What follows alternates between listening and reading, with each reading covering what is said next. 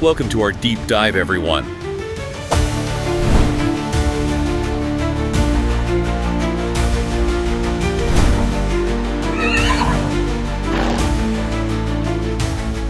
All right, let's dive into these V75 races at Axevalla. This week's card is a real head-scratcher, even for seasoned harness racing fans. Yeah, it's the depth of the fields this week that's so interesting. We've got some potential champions coming back from breaks, trainers known for their, well, you could say strategic genius, and a few horses that might be flying under the radar. It's one of those weeks where, careful analysis could really pay off. For sure. Let's jump right into it with V75-1, the bronze division. And we've got this horse, number 10, Kyrie Elitson, generating quite a buzz. 2 impressive wins in a row, and some are even saying it could be moving up to the gold division. Kyrie Elitson is definitely talented, but this week there's a new challenge, the switch from Volt Start to Auto Start. And then there's number 3, Not For Sale, making its seasonal debut after a long break.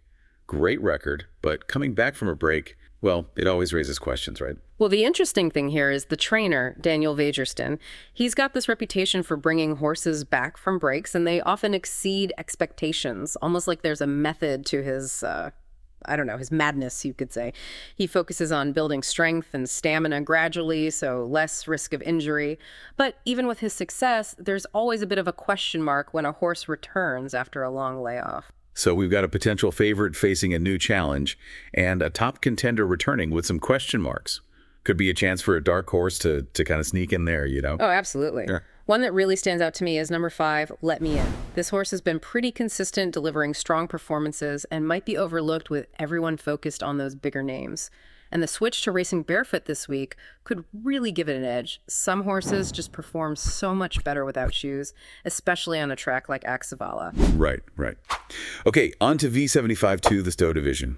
And wow, a full field of 15 mares. This is going to be a really exciting race. But I'm sensing some hesitation about the early favorite, number 6, Satellite. And rightfully so, I think. While Satellite has shown some brilliance, it hasn't really proven itself consistently at this level. It's a step up in competition, and we'll have to see if it can handle the pressure. Yeah, I see that. It's interesting, though. I'm drawn to number 10, Det Rising Hope. Had a bit of a rough run last time, but there's a lot of potential there. And looking at the early betting, it seems like it might be a bit undervalued. I agree with you there. Det Rising Hope has a history of strong finishes, and with a better trip this time, it could be a real contender.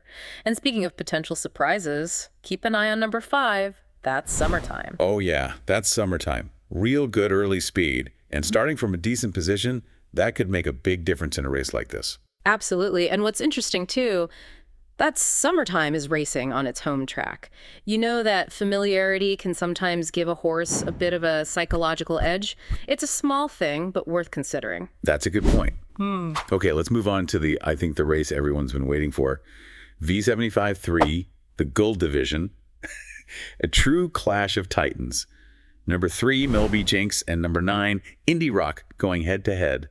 This is what harness racing is all about. You know what makes this race so fascinating? It's not just about raw talent, it's about strategy and timing. Melby Jinx, when it's on, it's a dominant force, but it's coming back from a long break. So the question is, can it get back to that dominance against a horse like Indie Rock, who's fresh off a huge win in France? Yeah, and some experts are questioning whether Melby Jinx can keep up its usual front-running style after such a long break, especially against a competitor like Indie Rock. It's a valid point. But we have to remember, Melby Jinx is trained by Daniel Vagerston. And remember how we were talking about his way of bringing horses back from breaks? It's not just about rest. It's about really targeted training, building them up for peak performance. So I see. It's not just about the break itself, but how they've used that time.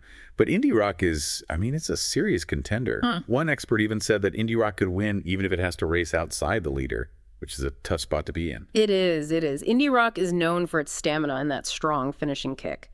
This one is a tough call. It really could come down to who gets the better start and who handles those turns the best. All right, let's move on to V75-4, a Class 3 Mott Class 2 race.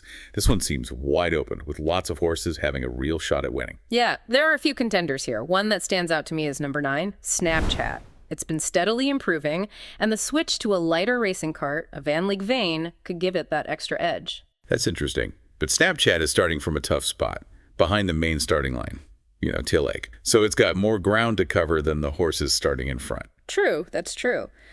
But Snapchat has the speed and the stamina to overcome that. It really depends on how the race shapes up. If the pace is fast, Snapchat could really capitalize on that with a late surge. Now, looking at the early part of the race, it looks like number 2, Great Game, and number 6, Rollyman, could be battling for the lead. Great Game is a solid frontrunner, and Rollyman has one of the top drivers, Magnus Adeju. He's known for being pretty aggressive. Don't count out number 11, Aberama Gold, making its seasonal debut and trained by, you guessed it, Daniel Weigerston. Aha, the Weigerston factor. He's known for getting those horses back in shape, so even though Aberama Gold hasn't raced this year, it's worth thinking about. Absolutely. And here's another interesting thing. Aberama Gold has been training with a riglop strategy, running behind another horse to save energy before making a late move. Could be a real game changer in this race. Right, moving on to V75-5. A Class 1 race, short distance, so early speed and position are going to be really important here. Feels like it could be anyone's race. Yeah, I'd say the one to watch is number 1, Epicure d'E. It's really quick off the start and could control the race if it gets that early lead, but it won't be easy. True, because number 4, Tour de Valley, with Stefan Persson driving, he's always aggressive, likely to challenge for that lead right from the start. Yeah. So we could have quite a battle early on. Absolutely. And that early battle, that could set the tone for the whole race. If they push the pace, it could open it up for a horse with a strong finish to come from behind and take the win. That makes me think of number 5, Protobaba, the favorite. But if the pace is too fast early, it might struggle to keep up. One that I think is being overlooked is number 2, Howardin's WF. It's racing barefoot for the first time, and that could mean a big improvement. I'm surprised the odds aren't better. Interesting. Okay, V75-6, the Diamond Stoet. Another group of really talented mares. This one is tough to predict. It feels like it could go in any direction. Well, number 6, Nephthys Boko. It's a consistent performer, but it really needs to be in control. Remember we were talking about the riglop strategy? Well, Nephthys Boko is the opposite. It needs to set the pace, be out in front. So if it doesn't get that early lead, its chances go down. Yeah. What about number 1, Cambroline? A bit inconsistent, but a lot of talent. And the switch to barefoot racing could be a game changer. Cambroline, yeah, definitely one to watch. If it gets a good trip and performs well, it could upset the favorites. And for those who like a long shot, how about number 3, Chanel Trio? Doesn't win often, but it's known for strong finishes. And this recent performance was pretty good. Maybe this is the week it breaks through. All right, we're at the final race of the day, V75-7, the Silver Division. Always a chance for some late fireworks. Yeah, this is where I'm putting my money on number 4, Basha Diablo. In top form right now, coming off a really strong win. And Basha Diablo's moving up in class, but it doesn't seem bothered by it at all. I think Basha Diablo will try to take the lead early and control the pace. It has the stamina, and that could be hard for the others to match. But there's always a challenger. Number 3, Hanky Panky Pinkman is making its seasonal debut. Could be a threat. Hanky Panky Pinkman is talented, no doubt, but also unpredictable. Could be a risky bet. You never know what you're going to get. Could be fantastic or have a bad day. That's true. If we're looking for a sleeper pick, what about number 9, Kinky Boots? Been having some good performances, and the switch to barefoot racing could give it a boost. Kinky Boots. Yeah, definitely one to keep in mind, especially if you're looking for some value. Could be flying under the radar. Okay, so we've gone through all 7 races. What are your final thoughts? Anything that stands out? Any big themes or strategies? It's really interesting how many horses are switching to barefoot racing this week. It seems like trainers are realizing the advantage, especially on a track like Axevalla. Definitely something to consider when you're making your picks. Right, and we can't forget about Daniel Weigerston. Several horses in these races, and his approach to training, especially with horses coming back from breaks, that's something to pay attention to. Absolutely. And one last thought, don't be afraid to go against the crowd. Look for those horses that might be undervalued, the ones the public might be overlooking. Sometimes the biggest rewards come from finding those hidden gems. That's good advice.